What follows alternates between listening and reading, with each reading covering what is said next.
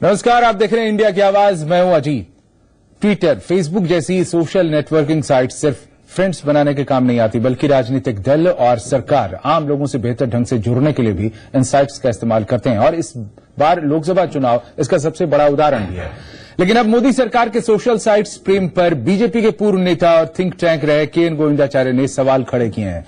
उन्होंने social sites पर भारत सरकार की आधिकारिक जानकारी साझा करने को भारतीय पब्लिक रिकॉर्ड्स कानून का उल्लंघन बताया है, क्योंकि इन तमाम साइट्स के सर्वर विदेशी हैं और इन साइट्स के जरिए कभी भी विदेशियों के हाथ भारत सरकार की अहम आधिकारिक जानकारी लग सकती है। ऐसे में सवाल ये कि क्या वाकई में ही सोशल मीडिया देश के लिए खतरा बन सकता है? आज इंडिया की आवाज में इसी पर चर्चा।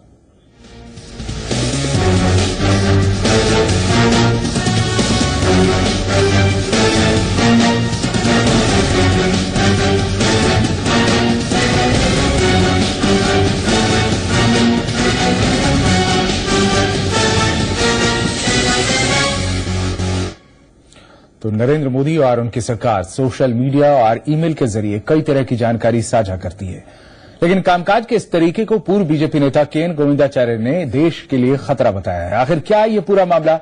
सबसे पहले देखिए ये रिपोर्ट।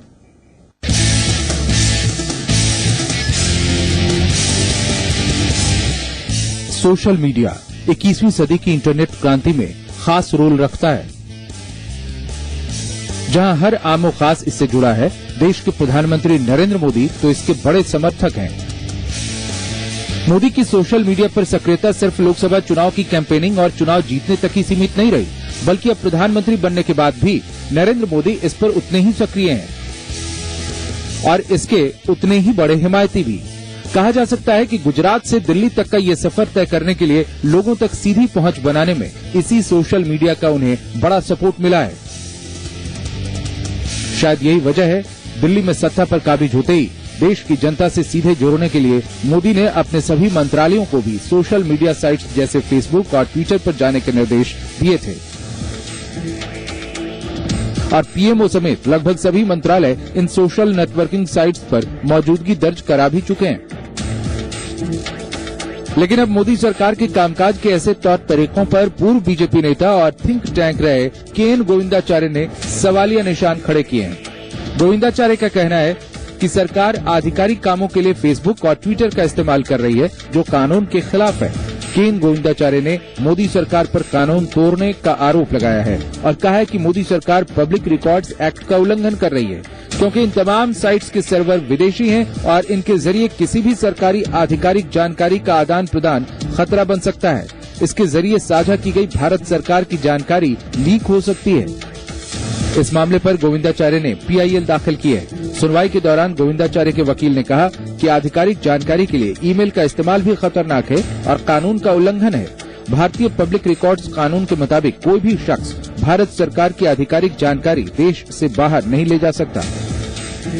देश के 19 मंत्री आधिकारिक तौर पर ट्विटर का इस्तेमाल करते हैं। 5 मंत्रियों ने फेसबुक पर अपने अकाउंट निजी ईमेल आईडी के जरिए खोले हैं।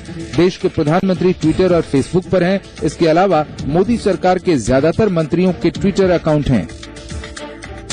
इससे पहले भी साल 2012 में गोविंदाचार्य दिल्ली हाई कोर्ट में एक याचिका दायर कर चुके हैं, जिसमें उन्होंने विदेशी साइट्स पर डेटा शेयरिंग को राष्ट्रीय सुरक्षा के लिए खतरा बताया था। सोशल साइट्स का क्रेज देश में तेजी से फैल रहा है। स्मार्टफोन्स ने इन साइट्स के लिए दीवानगी और बढ़ा दी है।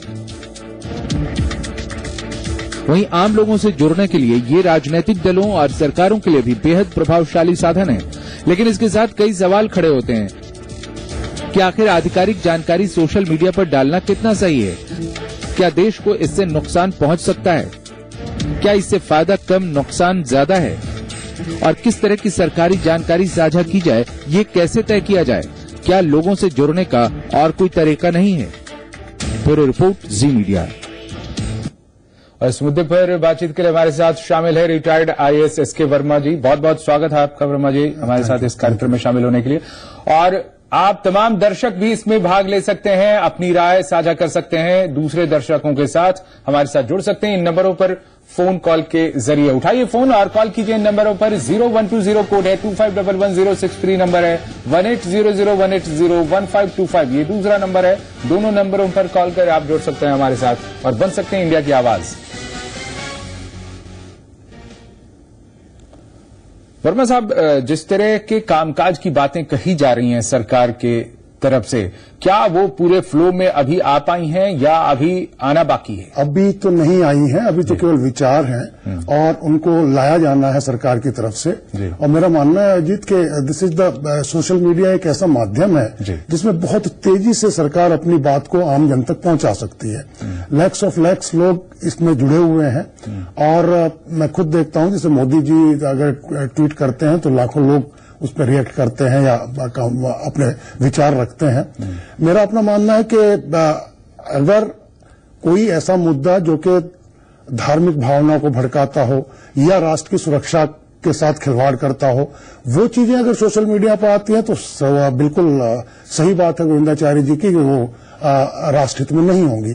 लेकिन अगर विकास के मुद्दे लाए जा रहे हैं और कृषि से संबंधित जानकारी लाई जा रही है या अपने मेडिकल और एजुकेशनल सेक्टर्स की बातें सोशल मीडिया के माध्यम से जनमानस तक पहुंचाई जा रही हैं, तो उसमें मैं नहीं समझता कि कोई राष्ट्रीय अहित उसमें है। नरेंद्र मोदी ने जैसा पहले कहा था, उससे तो जाहिर यही होता है कि विकास की जो तमाम योजनाएं हैं वो उन साइट्स पर तमाम विभागों के मंत्री वो अपलोड कर सकते हैं, उसके बारे में जानकारी दे सकते हैं और एक खुली बहस कर सकते हैं इस माध्यम के जरिए, और तमाम आम लोग भी उसमें अपने सुझाव डाल सकते हैं और उसके बारे में जानकारी भी ले सकते हैं, मांग सकते हैं।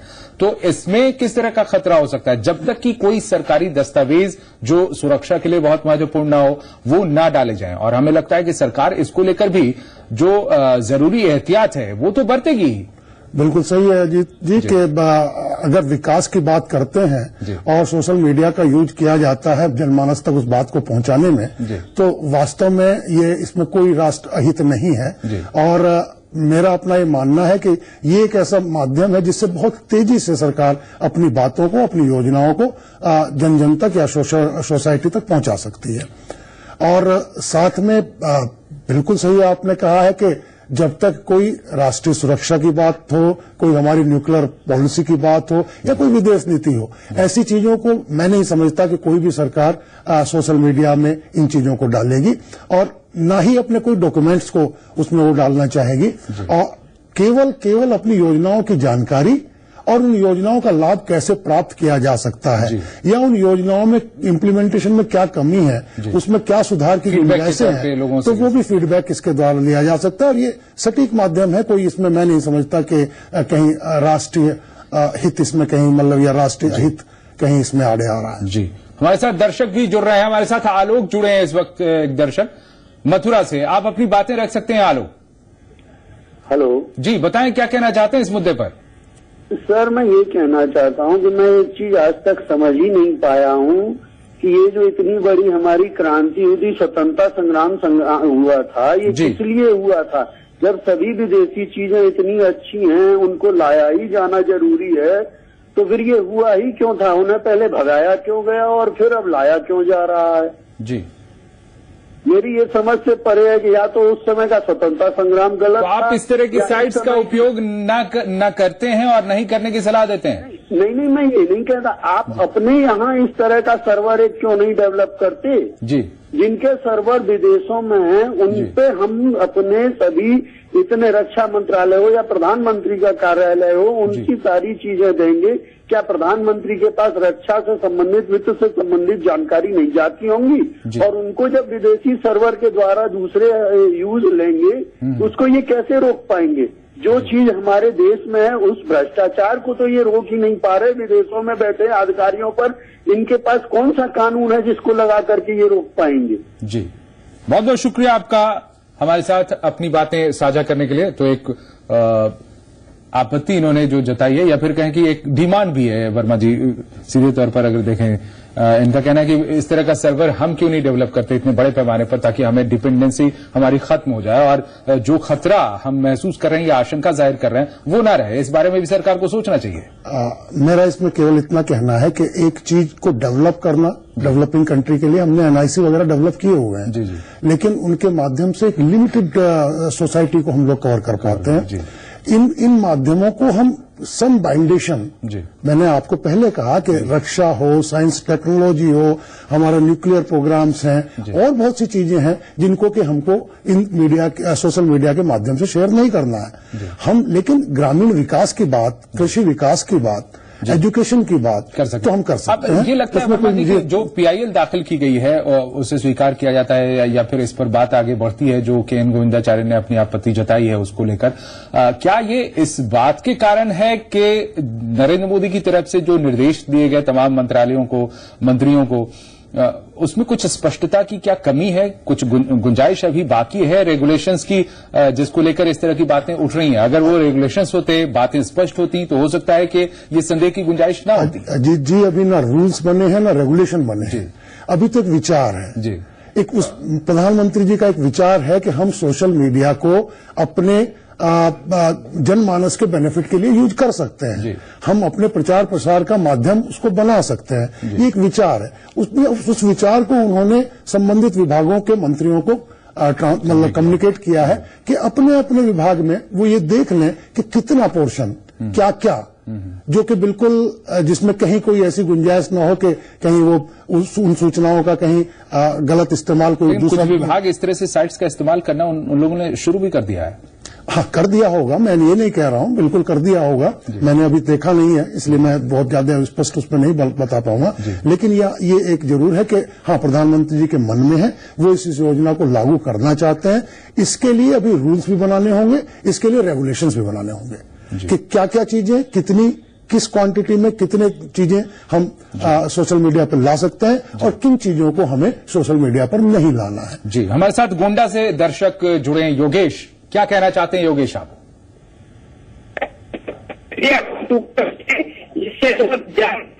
इससे जल्दी जैसे आपकी बातें स्पष्ट तौर पर नहीं आ पा रही हैं, कहीं कुछ तकनीकी गड़बड़ी लग रही है। आप जुड़ सकते हैं हमारे साथ और आप अपनी आपत्ति, आप अपने सुझाव, आप अपने विचार हमारे साथ साथ तमाम दर्शकों के साथ भी बांट सकते हैं। बन सकते हैं आप इंडिया की आवाज। एक छोटे से ब्रेक के बाद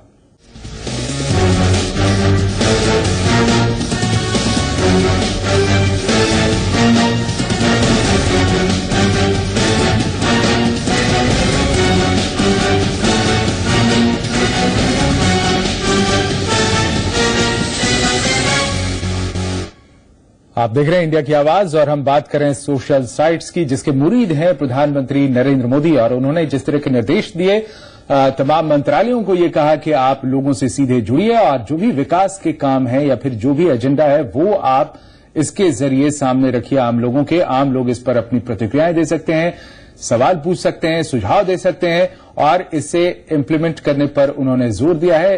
इस दिशा में कुछ काम भी हुए हैं, लेकिन अब इस पर KN गोविंदाचार्य जो बीजेपी के नेता रह चुके हैं, थिंक टैंक रह चुके हैं बीजेपी के, उन्होंने आपत्ति जताई है, PIL दाखिल की है और कुछ सवाल इसको लेकर खड़े हुए हैं। आप भी अपनी बातें हमारे साथ साझा कर सकते हैं, तमाम दर्शकों के साथ इसे बांट सकते हैं। हमारे साथ SK वर्मा रिटायर्ड IAS हैं जिनसे हम चर्चा कर रहे हैं इस पर। आप भी अपने सुझाव और बातें शामिल कर सकते हैं हमारे इस कार्यक्रम में।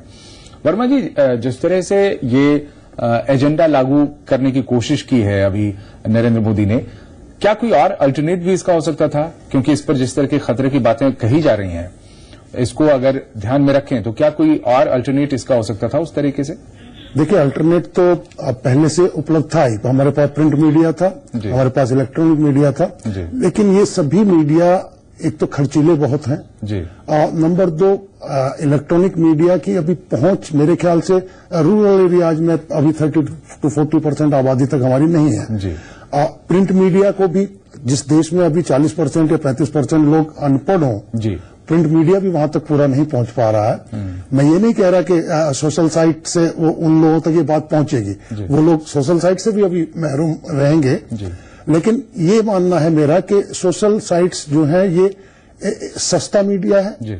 और अपनी बात को लाखों लोगों तक पहुंचाने का, तुरंत पहुंचाने का एक माध्यम है जी। और जो संचार माध्यमों की चर्चा आपने की वर्मा जी, वो तो एक तरह से कहें कि एक तरफा है, फीडबैक उस तरीके से नहीं मिल पाता है जिस तरीके से ट्विटर पर या फिर फेसबुक पर मिल सकता है। बिल्कुल इंटरेक्शन बिल्कुल नहीं होता है। मतलब अगर हम इलेक्ट्रॉनिक मीडिया से भी अपना ऐड देते हैं, विभाग क्या कर रहा है, कितनी उसकी योजनाएं हैं, वो देते रहते हैं। भारत सरकार भी देती रहती है, राज्य सरकारें भी देती रहती हैं, लेकिन प्रिंट मीडिया में भी जाती रहती हैं, लेकिन एडवर्टाइजमेंट के रूप में जाती हैं। अपनी बात को पब्लिक तक पहुंचाने के लिए हमको काफी पैसा खर्च करना पड़ता है हर विभाग को, और वो बात पूर्ण रूपेण पहुंच नहीं पाती। पहुंच भी सीमित है और फीडबैक भी उस तरीके से नहीं मिल पाता है, इंटरैक्ट नहीं कर पाते हैं, ये भी इसके साथ जुड़ा हुआ है। आगे इस पर और भी चर्चा जारी रखेंगे। बीच बीच में दर्शक हमारे साथ जुड़ रहे हैं। वैभव हमारे साथ हैं बस्ती से। अगले दर्शक क्या कहना चाहते हैं? वैभव। हेलो सर जी, संगम के सभी दर्शकों को नमस्कार। जी जी नमस्कार, आप अपनी बात रखिए सीधे। जी सर, मैं ये कहना चाहता हूँ कि जो भी सर्वर हैं वो सब, भारत इतना बड़ा देश है, हमारी आबादी अरबों की है, हमारा स्वयं का मैसेंजर ऑपरेटिंग सिस्टम और जो भी इंटरनेट है हमारा स्वयं का विकसित होना चाहिए। उससे हमारे राष्ट्र के सारे जो भी डाटा है वो सुरक्षित रहेंगे और सभी अपना, इसके लिए सरकार को भी कदम उठाने चाहिए। और बाकी विंडोज या जो भी ऑपरेटिंग सिस्टम है उसके लिए जरूरी ये है कि हम अपना स्वयं का नेटवर्क विकसित करें। जी, स्वयं का नेटवर्क विकसित होते होते तो काफी समय लगेगा वर्मा जी, जिस तरह से दर्शक इस तरह की अजीत जी, पिछले 30 साल से हम NIC को पूरे रूप से विकसित नहीं कर पाए। नेशनल इंफॉर्मेटिव सिस्टम हमने लगाया हुआ है, हर जिले में उसकी ब्रांच है, काफी सीनियर ऑफिसर्स वहां बैठते हैं, लेकिन फिर भी अभी तक डेटा फीडिंग, कई विभागों डेटा फीडिंग से भी वंचित हैं, प्रोग्राम्स के बारे में अपडेशन नहीं हो पाता है। मैं जब स्टेट में समाज कल्याण विभाग देख रहा था तो छात्रवृत्ति को हम लोग अपलोड करा रहे थे। 3 करोड़ बच्चों को वहां छात्रवृत्ति दी जाती थी शेड्यूल कास्ट शेड्यूल ट्राइब के, तो परफेक्शन पर नहीं पहुंच पाए। NIC को हमने पूरी रूपेण पूरे प्रदेश की NIC को 70 दिनों की NIC को बहुत मुश्किल है, बहुत देरी की बात है। अभी जो मुद्दा चल रहा है जिस पर आपत्ति जताई जा रही है, क्या इसमें जो आप विभाग की बात कह रहे हैं, RTI से भी जो जानकारी मांगी जाती है, क्या इस तरह की चीजें भी इससे मांगी जा सकती हैं, जानी जा सकती हैं, फिर RTI का बोझ कम हो सकता है? इस तरह सर्टेनली अगर हमारी उस तरह की सूचनाएं इस पर रहेंगी, सोशल मीडिया पर रहेंगी, तो RTI का बोझ काफी हद तक कम हो जाएगा। और मेरा ये मानना है कि सोशल मीडिया, इसको विदेशी क्यों मान रहे हैं हम लोग? ये तो पूरे वर्ल्ड वाइड ये यूज हो रहा है, फेसबुक एंड ट्विटर, और कहीं से ये बात नहीं उठ के आती कि, और कोई भी कंट्री अपनी गोपनीय चीजें डालता ही नहीं है इन साइटों पर। वो चीजें डाली जाती हैं जो कि सामान्य जन को जिनकी आवश्यकता है। कोई भी अपने कंट्री के अगेंस्ट कोई चीज या धार्मिक उन्माद भड़काने की कोई चीज, ये अगर डालेगा अगर इसको हम देखें कि आम लोगों से मतलब की चीजें जितनी होती हैं उतनी चीजें अगर डाल दी जाएं तो इससे कोई डिस्प्यूट होने का खतरा मेरे ख्याल से नहीं होना चाहिए। और जो सूचनाएं हम वैसे भी तो RTI के माध्यम से देते हैं, जो जानकारी मांगते हैं हम अपने देश के बारे में वैसे भी तो बताते हैं, पूरे वर्ल्ड को बताते हैं कि हम आज एजुकेशनल सेक्टर में कहां पर हैं, मेडिकल सेक्टर में कहां पे हैं, क्या हम पोलियो से अपने को, लेकिन वो जो प्रोसेस है वो जितना लेंदी है उससे कम बहुत आसानी से फेसबुक से और ट्विटर से लोग जान सकेंगे। बिल्कुल ये बहुत आसान मीडिया है और मेरे ख्याल से लैक्स ऑफ लैक्स पीपल को इमीडिएटली किसी चीज को कम्युनिकेट करने के लिए ये सबसे अच्छा माध्यम है। और सबसे बड़ी बात है इंटरेक्शन होगा, लोग अपने सुझाव दे पाएंगे, लोग अपनी बात बता पाएंगे कि कहाँ हमारी कमी है, गवर्नमेंट उन कमियों को दूर कर पाएगी। जी बिल्कुल। एक दर्शक जुड़े हमारे साथ, संजय गाजियाबाद से हैं। जी संजय, कहें क्या कहना चाहते हैं? देखिए, मैं ये कहना चाहता हूँ कि जो हमारी जो सरकार है उसने जो है प्रयास किया है, ये बहुत ही अच्छा प्रयास किया है और इन प्रयासों की गवर्नमेंट के द्वारा सराहना की जानी चाहिए और हम जनता के द्वारा भी सराहना की जानी चाहिए। जी शुक्रिया अपनी बात रखने के लिए। टीवी का वॉल्यूम कम रखेंगे तो बातें ज्यादा आसानी से लोगों तक पहुंच सकेंगी। ये सवाल ज्यादा महत्वपूर्ण है। आप अपनी बातें रख सकते हैं हमारे साथ, लेकिन टीवी का वॉल्यूम कम रखें तो आपकी बातें आसानी से लोग समझ पाएंगे। वर्मा जी, जिस तरह से लोग इस पर अपनी प्रतिक्रियाएं दे रहे हैं, ज्यादातर लोग तो इसकी सराहना ही कर रहे हैं, लेकिन जिस तरह के खतरे की आशंका जताई गई है, इस तरह की बातें ज्यादा लोग इस पर विश्वास नहीं कर रहे हैं। अभी क्योंकि ये इम्प्लीमेंटेशन पर नहीं आया है, और जब ये धीरे धीरे इम्प्लीमेंटेशन पे आएगा, खतरा लोगों को ये लगता है कि हम अपनी गोपनीय सूचनाएं शायद इस पर शेयर करेंगे। गोपनीय सूचना कोई भी कंट्री, कोई भी स्टेट क्यों करेगा, सोशल मीडिया पे क्यों डालेगा? वो केवल अपनी उतनी सूचनाएं डालेगा जो पब्लिक के लाभ के लिए हैं, जिसमें उनको पब्लिक की सहभागिता की आवश्यकता है। बाकी सूचनाएं मैं तो सबसे पहले मैंने कहा था कि डिफेंस है, न्यूक्लियर है हमारा, और हमारी साइंस एंड टेक्नोलॉजी है, और रिसर्च के जो प्रोग्राम है उनको मैं नहीं समझता हूं कि सोशल मीडिया पे वो चीज जाएंगी, या हमारे प्रधानमंत्री कार्यालय की वो फाइलें या फाइलों की नोट्स हम उस पर नहीं ले जाएंगे, हम केवल प्रोग्राम ले जाएंगे, प्रोग्राम के इम्प्लीमेंटेशन का तरीका ले जाएंगे और साथ में कैसे उस प्रोग्राम से लाभ लिया जा सकता है वो बात सोचेंगे। और इसीलिए जो PIL दाखिल की गई है इस पर हो सकता है कि अगर विचार हो भी तो कुछ गाइडलाइंस इस बारे में भले आ सकती हैं, लेकिन ये सिस्टम को रोकना या फिर बंद करना वो बहुत सही नहीं होगा जिस तरह की बातें सामने आ रही हैं। बहुत बहुत शुक्रिया आपका SK वर्मा, रिटायर्ड IAS हमारे साथ थे जो इस पर अपनी बातें रख रहे थे, और हमारे साथ तमाम दर्शक जिन्होंने अपने सुझाव रखे, अपनी बातें रखी, आपका भी बहुत बहुत शुक्रिया। इंडिया की आवाज में आज फिलहाल इतना ही।